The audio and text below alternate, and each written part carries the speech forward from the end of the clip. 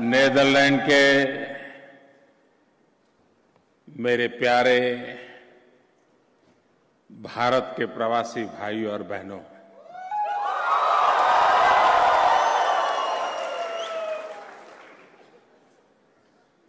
मैं यहाँ के मैडम मेयर का, डिप्टी मेयर का हृदय से आभार व्यक्त करता हूँ कि उन्होंने मेरा स्वागत सम्मान किया और स्वयं इस कार्यक्रम में उपस्थित है। मैं उनका आभार व्यक्त करता हूँ। ये जो गूंज आपके चारों तरफ सुनाई दे रही है, जो उत्साह उमंग दिखाई दे रहा है, जो लोग भारत में टीवी पर इसे देखते होंगे उन्हें जरूर आश्चर्य होता होगा कि छोटे से हेग में भी भारतीयों का इतना दम है।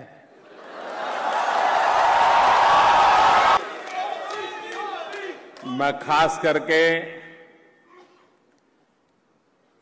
सूरीनाम के जो लोग हैं,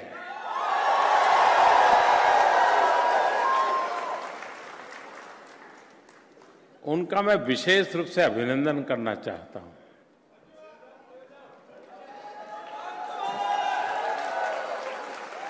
बहुत वर्ष पहले मुझे सूरीनाम जाने का सौभाग्य मिला था।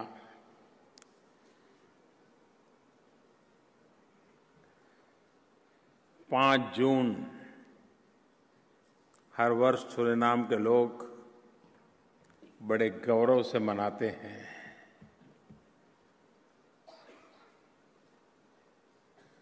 दुनिया में जहां जहां भारतवासी गए हैं,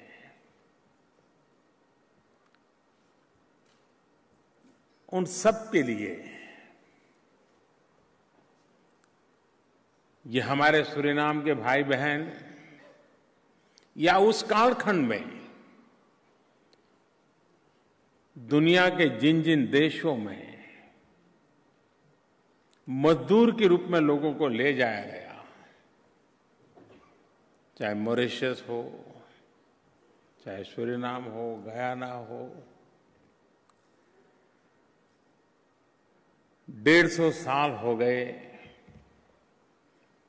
4 पीढ़ियां बीत गई, लेकिन आज भी भारत की भाषा, भारत की संस्कृति, भारत की परंपरा, उसको ऐसे उन्होंने बरकरार रखा है। मैं उनको लाख लाख बधाई देता हूं, अभिनंदन करता हूं।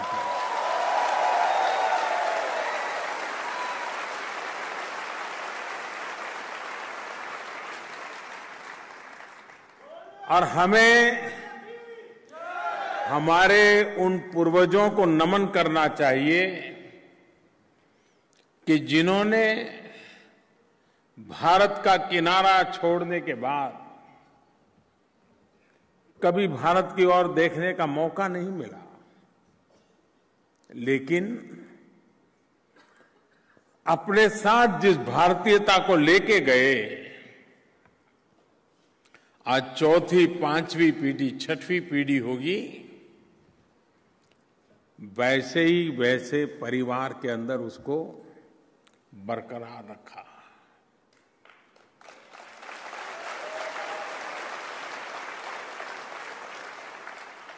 वरना आज एक ही पीढ़ी में सब कुछ बदल जाता है, भाषा भी छूट जाती है, और कभी कभी तो माँ बाप गर्व करते हैं कि मेरे बेटे को भारतीय भाषा नहीं आती है।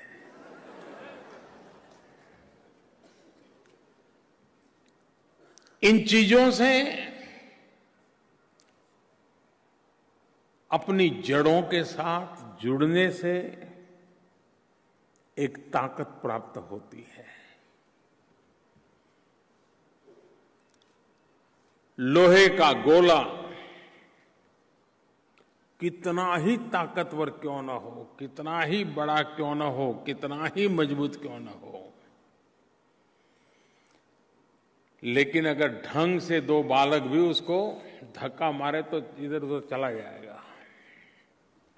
लेकिन पेड़ जिसकी जड़ें जमीन से जुड़ी हुई है, उसकी ताकत कुछ और होती है। वो न हिला पाया जाता है और वो साया भी देता रहता है। और इसलिए जड़ों से जुड़े रहना और जुड़े रहने के कारण ताकत क्या होती है, ये मेरे सूरीनाम के भाइयों बहनों से सीख सकते हैं।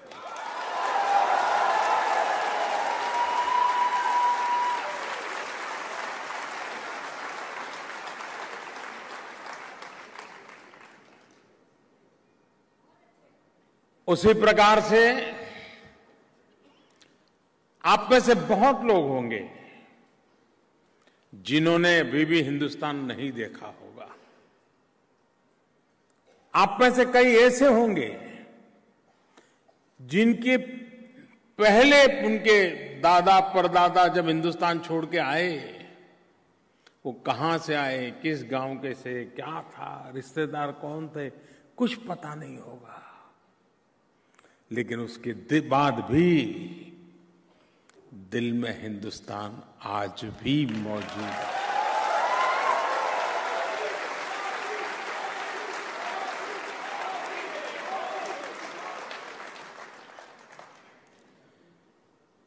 एक प्रकार से आप जो कुछ भी हैं अपने बलबूते पर हैं, अपने परिश्रम से हैं, अपने सामर्थ्य से हैं। उसके बावजूद भी आपके दिल में हमेशा रहता है कि भारत का जैसे आप पर कोई कर्ज है और मौका मिले तो भारत का ये कर्ज चुकाना है। मैं समझता हूं इससे बड़ी कोई भक्ति नहीं हो सकती, भावना नहीं हो सकती। और इसलिए और यहां पर दो प्रकार के लोग हैं। एक तो वो हैं जो 150 साल से हिंदुस्तान छोड़ करके निकले हुए लोग वाया सूरीनाम यहां पहुंचे हैं, और दूसरे वो हैं जो ताजा ताजा हवाई जहाज में बैठ करके आए हैं।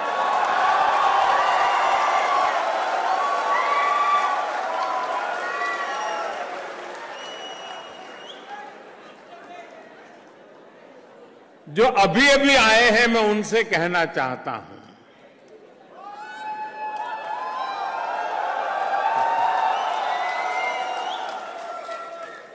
क्या कभी आपने सोचा कि आप अगर 150 साल हिंदुस्तान से कट ऑफ होते तो क्या आपके अंदर वही भारतीयता, हिंदुस्तानी का भाव वैसा ही बरकरार होता जैसे सूरीनाम के लोगों का है?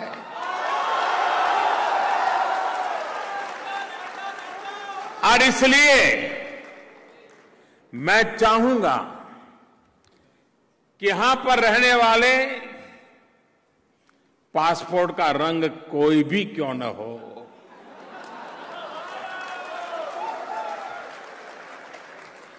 पासपोर्ट के रंग बदलने से खून के रिश्ते नहीं बदलते।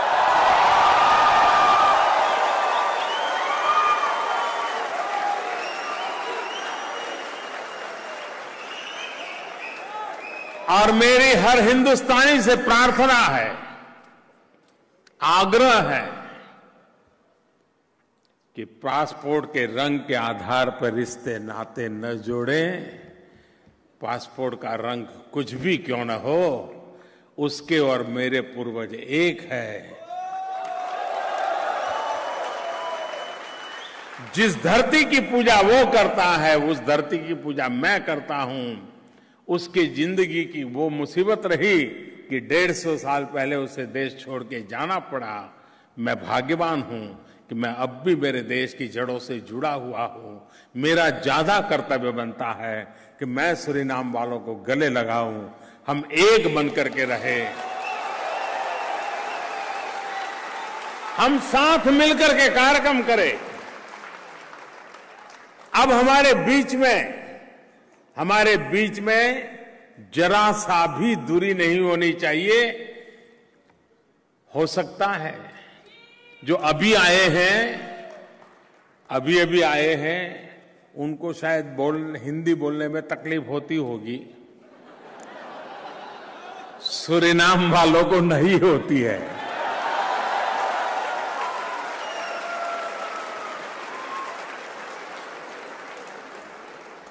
ये जो ताकत है उसको पहचानिए। पूरे यूरोप में नीदरलैंड वो देश है जहां सेकंड लार्जेस्ट इंडियन डायस्पोरा है।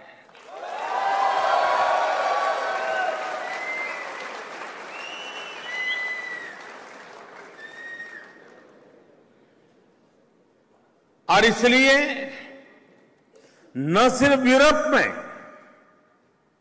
लेकिन कैरिबियन कंट्रीज में भी हम सब मिलकर के इसे एक ऐसा ऊर्जा भूमि बना सकते हैं हैक को कि इन सारे भूभाग के भारतीयों के साथ हमारा नाता जुड़ जाए। और आज तो टेक्नोलॉजी इतनी सरल है कि आप मोबाइल फोन से इन सभी परिवारों से निकट से जुड़ सकते हैं। संगठन में ही तो शक्ति है।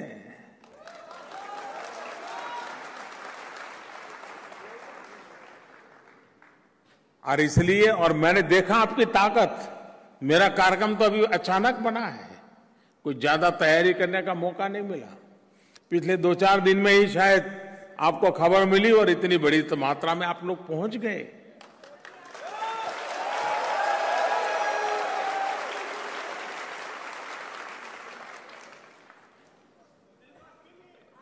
सरकार की तरफ से एम्बेसी होती है, एम्बेसडर होते हैं, बाबू लोग होते हैं। लेकिन आपको पता है उनको राजदूत कहते हैं। हिंदी भाषा में उन्हें राजदूत कहते हैं। लेकिन यहां आप सब राष्ट्रदूत है।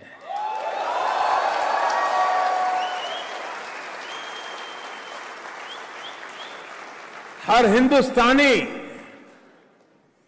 हिंदुस्तानी दुनिया के हर कोने में राष्ट्रदूत है।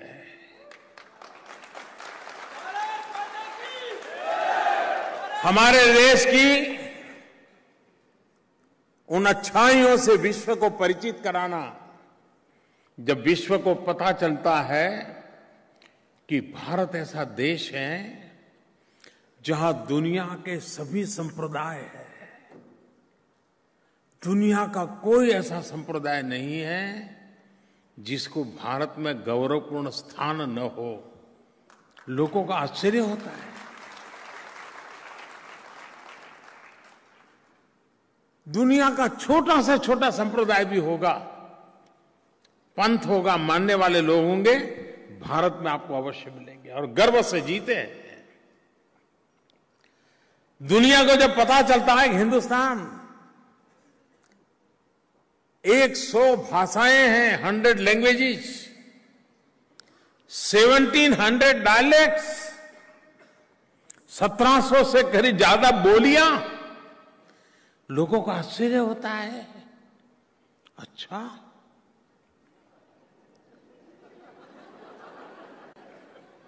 हमें तो यूरोप में देश बदलता, भाषा बदलता हो तो दिक्कत हो जाती है। आप 100 भाषाओं के बीच कैसे जी रहे हो?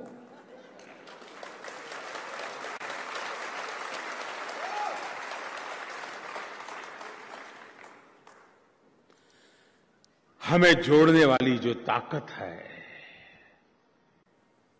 वो हमारी मातृभूमि के प्रति हमारा प्यार है।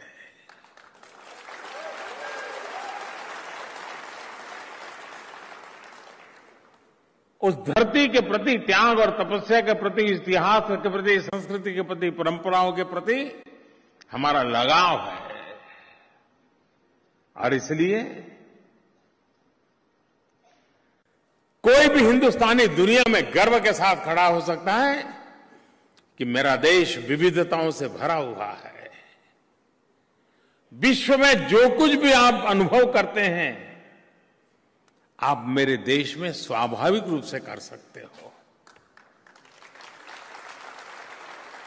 देश की विशालता, जब दुनिया के लीडर से मैं मिलता हूं और मैं 125 करोड़ देशवासियों का सरकार का प्रधानमंत्री हूं, तो मेरे सामने देखते रहते हैं। उनको लगता है कि हम छोटे से देश को चलाने में हमारी इतनी दिक्कत होती है, आप कैसे चलाते हो।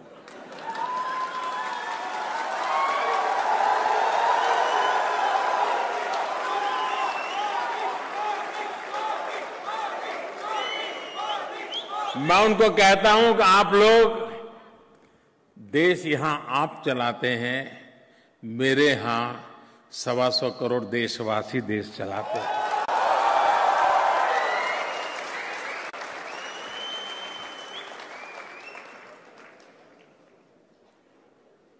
लोकतंत्र की यही ताकत है। भारत के अंदर विशेष रूप से जब से मुझे सरकार में सेवा करने का मौका मिला है, हमने एक सबसे बड़ा प्रयास ये किया है कि जन भागीदारी से देश के हर काम में जन भागीदारी को प्राथमिकता देना। सब कुछ सरकार करेगी, सारी समस्याओं का समाधान सरकार के पास ही है। भगवान ने बुद्धि बांटने निकले तो सारे सरकार वालों को ही बुद्धि मिली थी। ये सोच से हम बाहर निकल आ चुके हैं और हमारी कोशिश ये है कि जन भागीदारी से देश कई गुना प्रगति कर सकता है, तेज गति से प्रगति कर सकता है। अगर सरकार तय करते हम टॉयलेट बनाएंगे, खुले में शौच जाना बंद करवाएंगे, स्कूलों में बच्चियों के लिए शौचालय बनाएंगे, ये कार्यक्रम तो पहले भी चलते थे, लेकिन वो कार्यक्रम सरकार चलाती थी। हमने आकर के कहा लोग इसको उठा लें, और आपको जानकर के खुशी होगी कि स्कूलों के अंदर 1 साल के भीतर भीतर बालिकाओं के लिए अलग शौचालय बनाने का काम, बालकों के लिए अलग शौचालय बनाने का काम लोगों ने पूरा कर दिया। कहने का तात्पर्य ये है कि नई जो सरकार बनी है आज देश में, जिसने अपने हर काम में लोक भागीदारी, जन भागीदारी को प्राथमिकता दी है।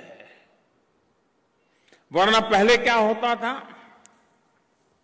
लोकतंत्र का मतलब बहुत सीधा साधा हो गया था। डेमोक्रेसी मतलब 5 साल में एक बार जाना, ईवीएम मशीन का बटन दबाना और जो पसंद आए उसको जिता देना और उसको 5 साल का कॉन्ट्रैक्ट दे देना। देखो 5 साल तुमको बिठाया है, ये हमारे 10 काम कर देना, नहीं करता है तो छुट्टी, जाओ दूसरा। ये लोकतंत्र की मर्यादा नहीं है, ये तो लोकतंत्र का एक सीमित भाग है कि जिसमें जन वोट देता है, सरकार चुनती है, लेकिन सरकार चलती है जन भागीदारी से।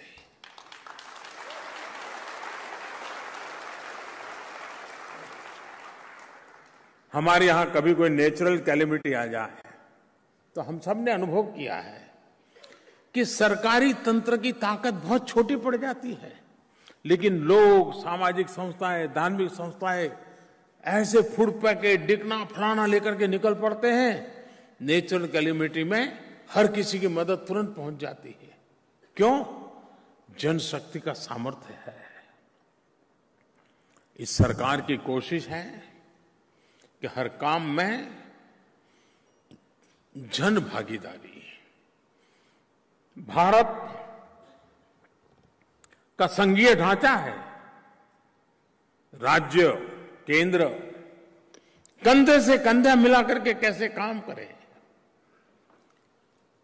In true spirit federal structure को कैसे बढ़ावा मिले, उस पर इस सरकार ने बल दिया है। गुड गवर्नेंस, मैं मानता हूं कि डेवलपमेंट प्लस गुड गवर्नेंस तभी जाकर के जनता जनार्दन के एस्पिरेशंस पूरे होते हैं। सिर्फ डेवलपमेंट से एस्पिरेशंस पूरे नहीं होते हैं, सिर्फ गुड गवर्नेंस से भी नहीं होते हैं। डेवलपमेंट एंड गुड गवर्नेंस दोनों का कॉम्बिनेशन होता है, तब जन सामान्य को समाधान होता है। बस अड्डा बनाऊं, बस स्टेशन अच्छा बनाऊं, वो डेवलपमेंट हुआ। लेकिन बस समय पर आए, बस में साफ सफाई हो, ड्राइवर कंडक्टर का व्यवहार ठीक हो, ये गुड गवर्नेंस होता है। तब सामान्य व्यक्ति को संतोष मिलता है, उसको समाधान मिलता है। हाँ, ये मेरी सरकार है, ये मेरा देश है, ये मेरी संपत्ति है। इस सरकार का लगातार भाव यही है कि जन भागीदारी को बल मिले, जनशक्ति को बल मिले, और जनशक्ति के भरोसे देश को आगे बढ़ाने का प्रयास हो। और यह अनुभव आ रहा है। देश की जनता जनार्दन को जिस काम पे जुड़ने के लिए, आपने देखा होगा 2 साल पहले जब हमारी सरकार बनी तो टीवी पर एक ही खबर आती रहती थी कि दाल महंगी है, दाल महंगी है। मोदी बताओ दाल के दाम क्यों कम नहीं हो रहे।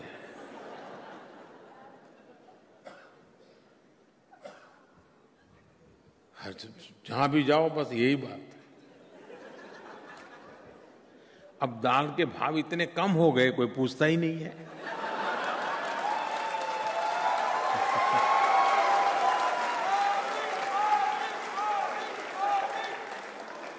कैसे हो गया? लेकिन देश के किसानों से मैंने प्रार्थना की कि आप पल्सेस की खेती को भी बल दीजिए। और पल्सेस की खेती के लिए एक्स्ट्रा कुछ करना नहीं पड़ता है, फसल के बीज के अंदर उसको बोया जा सकता है, एक्स्ट्रा इनकम होती है। और मेरे देश के किसानों ने वो करके दिखाया, विपुल मात्रा में पल्सेस का उत्पादन किया, तो आज थाली सस्ती हो गई। मध्यम वर्ग के परिवार में पल्सेस अगर ज्यादा खाता है तो प्रोटीन भी ज्यादा मिलता है, तो शरीर की शक्ति भी बढ़ती है, शरीर की काफी रिक्वायरमेंट पूरी होती है। कहने का तात्पर्य ये है कि सरकारी प्रयत्नों से ज्यादा जन सामान्य का सामर्थ्य ये बहुत बड़ा रोल प्ले करता है।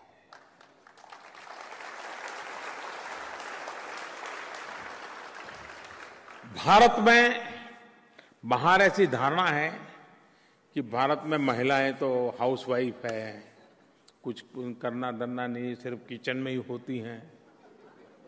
ये बाहर एक कल्पना है, सत्य अलग है। आज भी हिंदुस्तान का पशुपालन, डेयरी, मिल्क, ये पूरा क्षेत्र एक प्रकार से भारत में महिलाएं ही संभालती हैं। पुरुष का बहुत कम योगदान है। कृषि में भी महिलाओं की भागीदारी बहुत बड़ी होती है। वे फिजिकली कंट्रीब्यूट करती है, लेकिन हमारी सामाजिक रचना ऐसी है कि उसको रुपये पैसे तराजू में तोला नहीं जाता है। इसका मतलब ये नहीं कि भारत की आर्थिक विकास की यात्रा में महिलाओं की भूमिका नहीं है। महिलाओं की भूमिका है, महिलाओं में पोटेंशियल भी है, और इसलिए हमारी सरकार ने 50% जो जनसंख्या है उसको भारत की विकास यात्रा का एक प्रमुख हिस्सा बनाने की दिशा में बीड़ा उठाया है। एम्पावरमेंट ऑफ विमेन,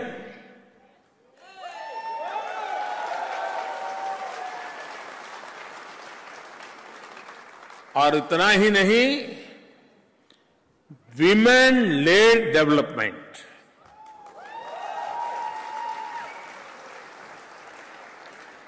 हमने जब प्रधानमंत्री जनधन योजना का अभियान चलाया, बैंक के खाते खोलने का, हमारे देश में 40% लोग ऐसे थे जो कभी बैंक के दरवाजे नहीं गए थे। फॉर्मल इकोनॉमी से बाहर थे। हमने अभियान चलाया, और खुशी की बात है कि जब बैंक अकाउंट खोले गए तो उसमें ज्यादातर महिलाओं के बैंक अकाउंट खोले।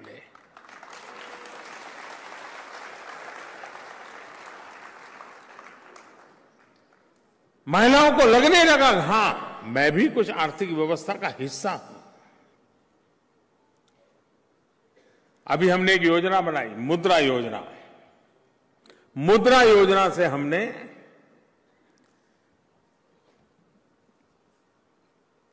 एंटरप्रेन्योरशिप को बल मिले, हमारे देश का नौजवान जॉब सीकर से जॉब क्रिएटर बने, वो जॉब देने वाला बने। छोटे छोटे काम करते भी लोग जॉब, एक को नौकरी रख सकते हैं, दो को रख सकते हैं, काम दे सकते हैं। और इसलिए छोटे छोटे कारोबार को मदद करने की दिशा में हमने बड़ा अभियान उठाया, मुद्रा योजना। और मुद्रा योजना ऐसी है कि किसी भी प्रकार की गारंटी दिए बिना नागरिक को, अगर वो बैंक में आता है, अपने सारी जानकारियां देता है, तो 50,000 रुपया से लेकर के 10 लाख रुपये तक उसको लोन मिलती है।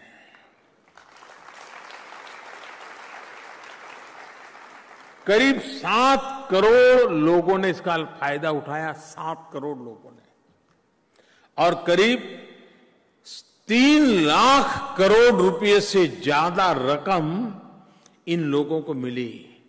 किसी को 50,000, किसी को 55,000, किसी को 80,000, किसी को लाख। और आपको जानकर के खुशी होगी कि ये मुद्रा योजना का लाभ लेने वाले में 70% महिलाएं हैं, 70% महिलाएं।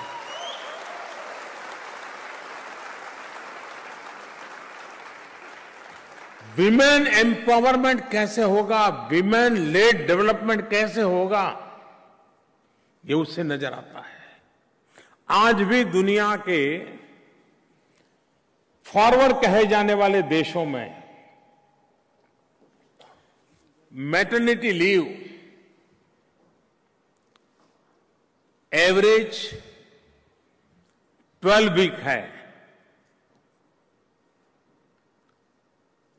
डेवलप कंट्रीज में भी वर्किंग वुमेन के लिए मैटरनिटी लीव 12 वीक है।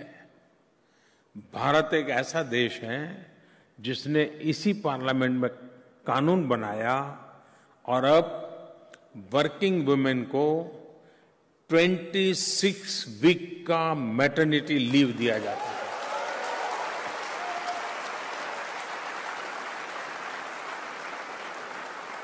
छह महीने, और वो इसलिए हम भारत के भविष्य की ओर देखते हैं। अभी तो ऐसा लगेगा, अच्छा ये 6 महीना नौकरी नहीं करेगी, पगार खाएगी, किसी को लगता होगा। लेकिन वो 6 महीने उस बालक की परवरिश करती है जो मेरे देश के आने वाले कल है।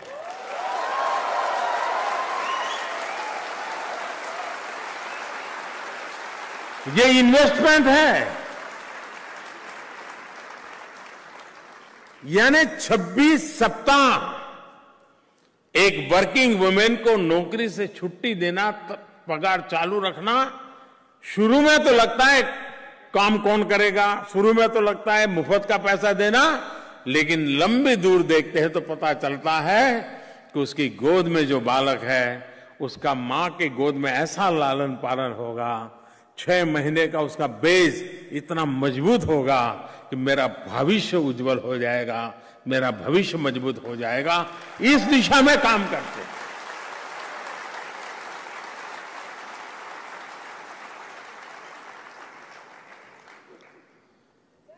जब अमेरिका के राष्ट्रपति, पूर्व राष्ट्रपति श्रीमान ओबामा 26 जनवरी को प्रजासत्ताक पर्व के लिए भारत आए थे, अब जब गार्ड ऑफ ऑनर दिया गया उनको, तो फौज की तीनों पंख, आर्मी, नेवी, एयरफोर्स, सब महिला पुलिस, हमारे फौज के तीनों विंग की महिलाएं उनको दे रही थी कमान, और उनका पूरा संचालन भी एक महिला कर रही थी। अमेरिका के राष्ट्रपति ने मंच पर से उतर से मुझे कहा, मोदी जी बड़ा अचरज है भाई,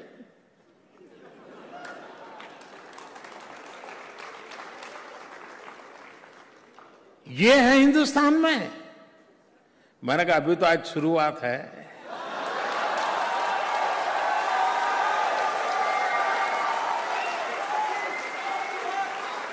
मैंने कहा कल देखना। और जब 26 जनवरी की परेड हुई तो सारी दुनिया के लिए मुख्य खबर थी कि उस परेड का नेतृत्व तो महिलाएं कर रही थी। परेड के अंदर जो दस्ते चल रहे थे वो महिलाओं के चल रहे थे। सुरक्षा के क्षेत्र में भी मेरे देश की महिलाएं बहुत बड़ी भूमिका अदा कर रही हैं।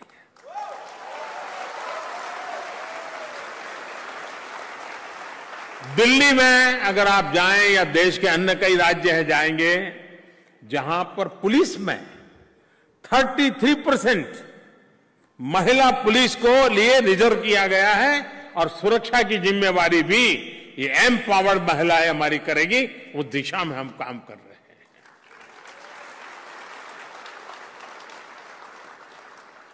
अभी आपने देखा होगा फाइटर विमान उड़ा रही हमारी महिलाएं बहनें,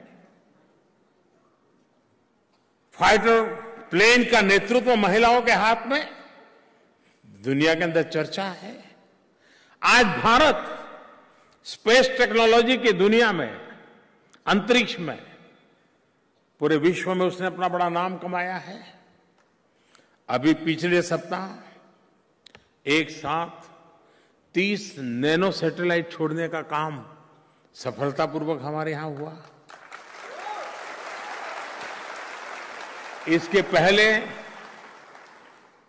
हमारे साइंटिस्टों ने वर्ल्ड रिकॉर्ड किया, 104 सैटेलाइट एक साथ लॉन्च करने का काम हिंदुस्तान के स्पेस साइंस ने किया।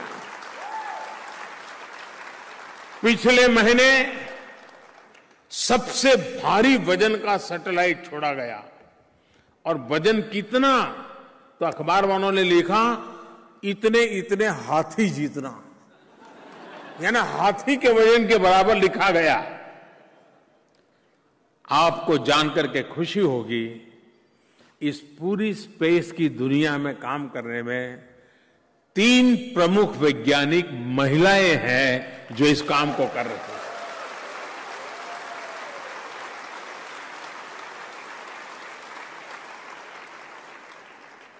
क्यों गर्व नहीं होगा? मेरे देश की माताओं बहनों की ये शक्ति किसको गर्व नहीं होगा? चाहे विज्ञान का क्षेत्र हो, चाहे शिक्षा का क्षेत्र हो, आरोग्य का क्षेत्र हो। आजकल तो हिंदुस्तान के किसी भी राज्य में अगर टीचर कॉन्फ्रेंस करें तो आपको एक जगह पे बोर्ड लगाना पड़ेगा कि ये कोना पुरुष टीचर के लिए रिजर्व है।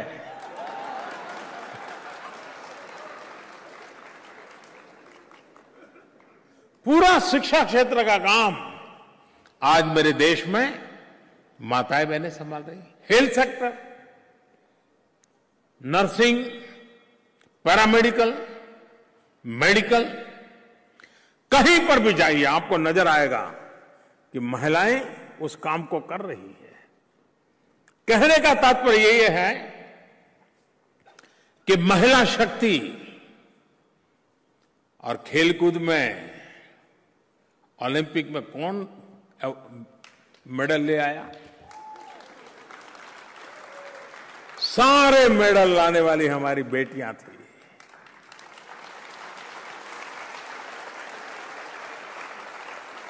हर किसी ने हिंदुस्तान का नाम रोशन किया। इतना ही नहीं, शारीरिक रूप से जिनको तकलीफ है, पैरा ओलंपिक, उसमें भी हिंदुस्तान के तिरंगे झंडे को ऊपर करने का काम हमारी महिला खिलाड़ियों ने किया है।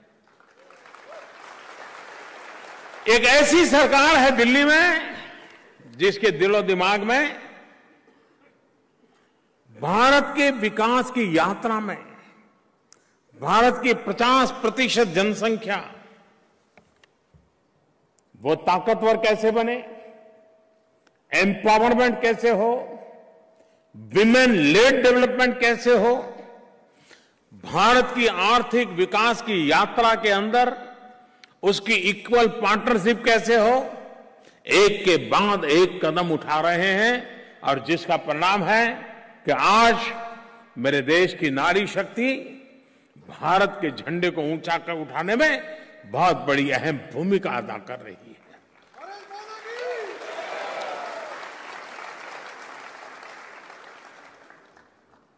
देश आगे तो बढ़ना चाहिए, पहले है उसे अच्छा होना चाहिए, लेकिन वक्त ज्यादा इंतजार नहीं करेगा। जिस गति से हम यहां तक पहुंचे हैं, उस गति से आगे जाना उस लक्ष्य को प्राप्त नहीं कर सकता है जो हर हिंदुस्तानी के दिल में है। और इसलिए गति को तेज करना अनिवार्य हो गया है। पहले सरकारें हुआ करती थी, एक आध दो काम ऐसे हो जाते थे, वो सरकार जानी जाती थी इस काम के लिए। आज हर दिन एक नया काम करो तो भी कम पड़ जाता है, इतने एस्पिरेशंस बढ़ गए हैं। और देश को सिर्फ आगे ले जाना इतना इनफ नहीं है, देश को आधुनिक बनाना बहुत जरूरी है। हमें आगे तो बढ़ना है, लेकिन हमें आधुनिक भी बनना है। 21वीं सदी का हिंदुस्तान ग्लोबल बेंचमार्क में पीछे न रह जाए, विज्ञान टेक्नोलॉजी के क्षेत्र में पीछे न रह जाए, हमारा इंफ्रास्ट्रक्चर ग्लोबल बेंचमार्क के अनुकूल हो और विश्व की बराबरी करने का सामर्थ्य हिंदुस्तान में होना चाहिए। इस भूमिका से हम आगे बढ़ रहे हैं।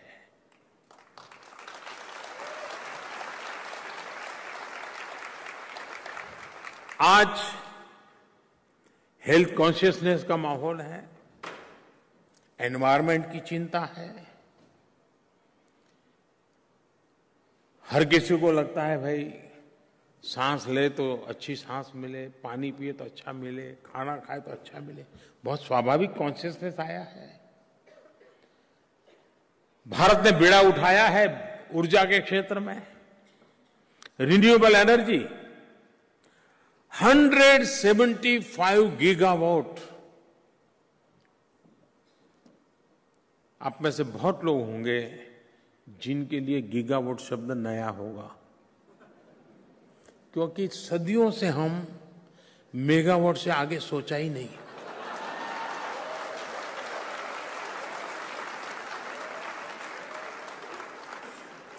मेगावाट यानी हमारा अल्टीमेट था। 175 गीगावाट रिन्यूएबल एनर्जी का हमारा लक्ष्य है। सोलर एनर्जी हमारे देश की ऊर्जा की आवश्यकताओं में कैसे रोल करे, wind energy, nuclear energy, biomass energy, एक बहुत बड़ा बदलाव जो एनवायरनमेंट को पॉजिटिव इंपैक्ट पैदा करे, उस दिशा में तेज गति से काम आगे बढ़ रहा है।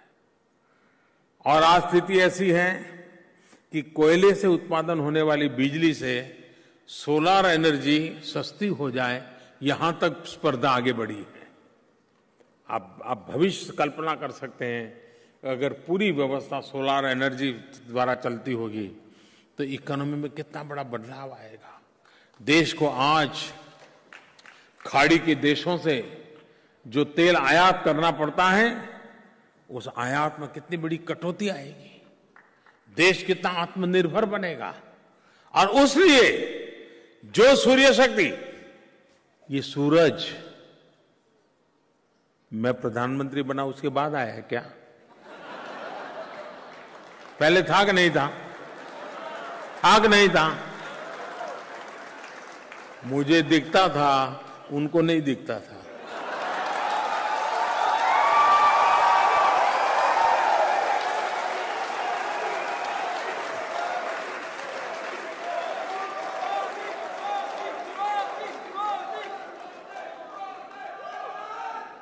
और इसलिए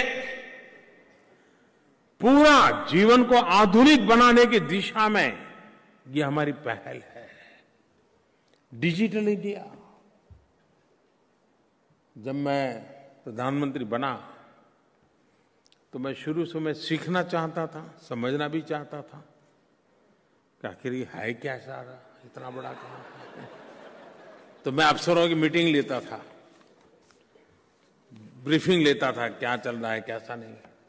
तो एक दिन बिजली वालों का ब्रीफिंग ले रहा था, तो उन्होंने कहा साहब, मैंने पूछा भाई कोई जगह है जहां अभी भी बिजली नहीं पहुंची होगी? क्योंकि आजादी के 70 साल हो गए तो ऐसा पूछना ही नहीं चाहिए। तो मैं थोड़ा डरते डरते पूछ लिया कि भाई कहीं कोई ऐसा तो नहीं है ना कहीं दूर भी बिजली पहुंच। तो मैं हैरान हो गया। उन्होंने कहा साहब 18,000 गांव ऐसे हैं जहां अभी बिजली नहीं पहुंची है। आप मुझे बताइए 21वीं सदी और 18वीं शताब्दी में फर्क क्या? 18वीं शताब्दी में भी तो लोग बिना बिजली को सूरज के प्रकाश में या चंद्रमा की रोशनी में जिंदगी का गुजारा करते थे।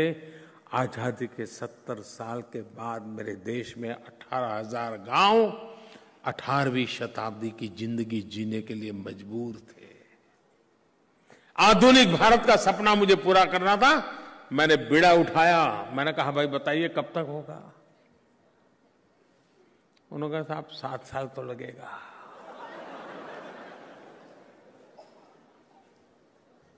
उनकी ये हिम्मत ही मेरे लिए हैरानगी थी। आराम से कह दिया 7 साल लगेगा। मैंने कहा भाई जल्दी करना चाहिए, ऐसा क्यों करते हो, क्यों सोचते हो, जरा समझा रहा था। आखिरकार एक दिन मैंने लाल किले पर से 15 अगस्त को बोल दिया 1000 दिन के अंदर हम 18,000 गांव में बिजली पहुंचा देंगे। अभी 1000 दिन हुए नहीं, करीब 13-14 हजार गांवों में बिजली पहुंच गई भाइयों बहनों, क्योंकि मुझे आधुनिक भारत बनाना है। और बाकी जो गांव बाकी है उसका काम भी बहुत तेजी से चल रहा है। भारत में 2.5 लाख पंचायतें हैं, 6 लाख गांव हैं, पंचायतें हैं। आप मुझे बताइए, क्या आप 1 घंटा भी मोबाइल के बिना जी सकते हो क्या? जी सकते हो क्या? परेशानी हो जाती है ना। अगर ये हक आपको है तो हिंदुस्तान के हर गरीब को है कि नहीं है? गांव को है कि नहीं है?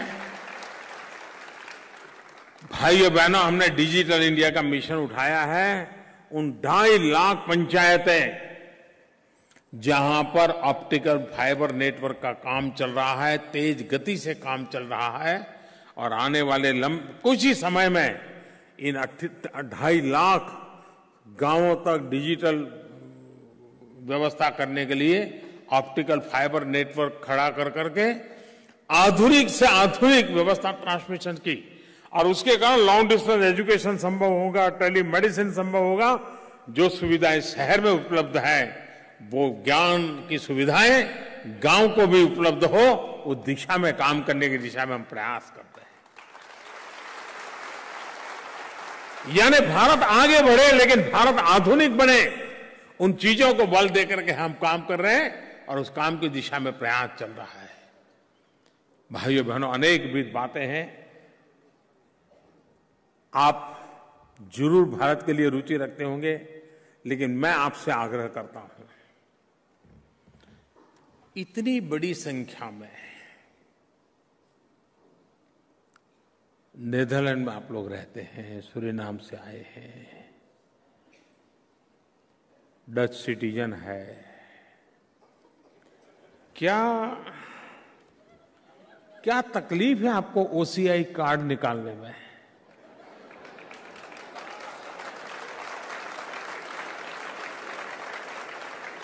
आपका मन नहीं करता है कि ये नाता जोड़ना चाहिए?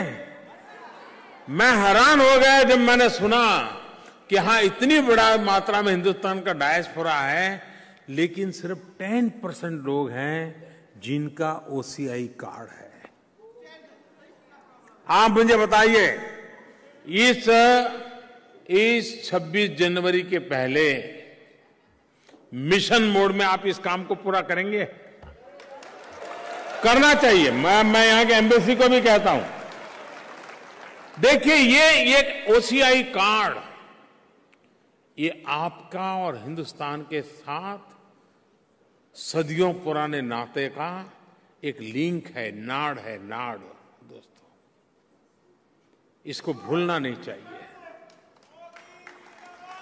और उसको रुपये पैसों के तराजू से तोलना नहीं चाहिए।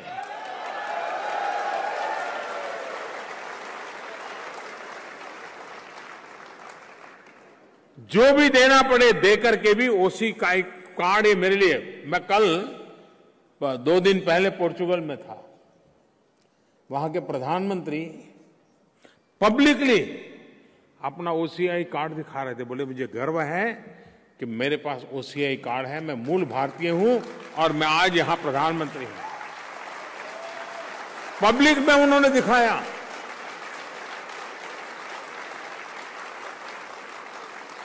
हर हिंदुस्तानी के मन में स्पिरिट होना चाहिए, मैं हूं, मेरे पास ओसीआई। कोई भी मिले, अच्छा तेरे पर नहीं है, हट तरीके।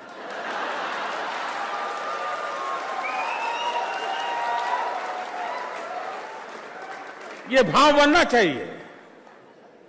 और मैं चाहूंगा और मैं पूछूंगा हमारे एम्बेसी को, अब नए एम्बेसडर आए हैं,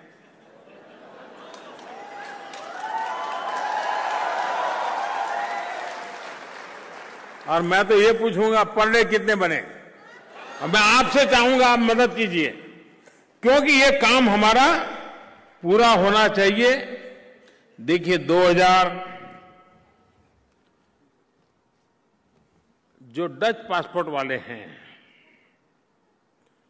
2015 से उनके लिए भारत में ई वीजा की व्यवस्था हो चुकी है।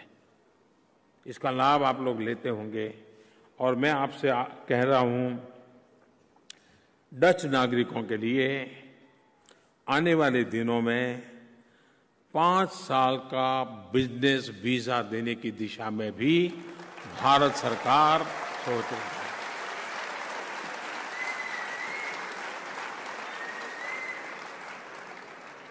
पांच साल का बिजनेस एवं टूरिस्ट वीजा, ये अपने आप में डच नागरिकों को भारत के साथ जोड़ने का एक अहम प्रयास है।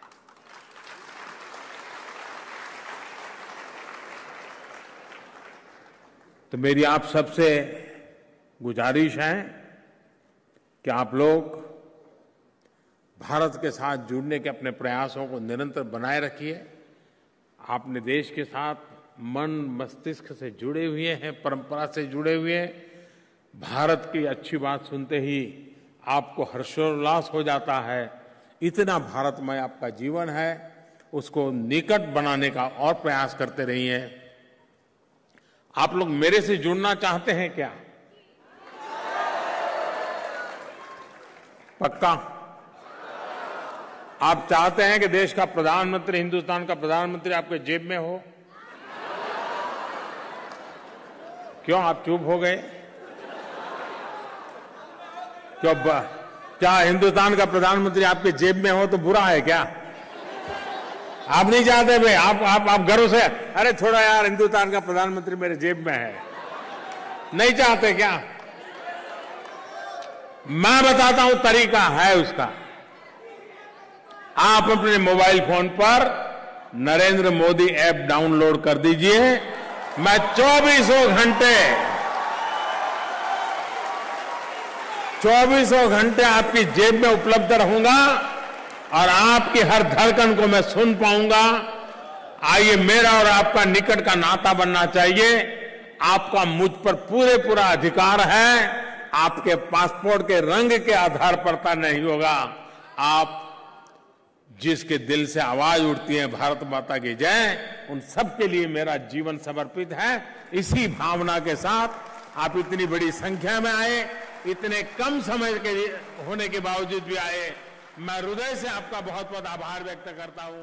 बहुत बहुत धन्यवाद।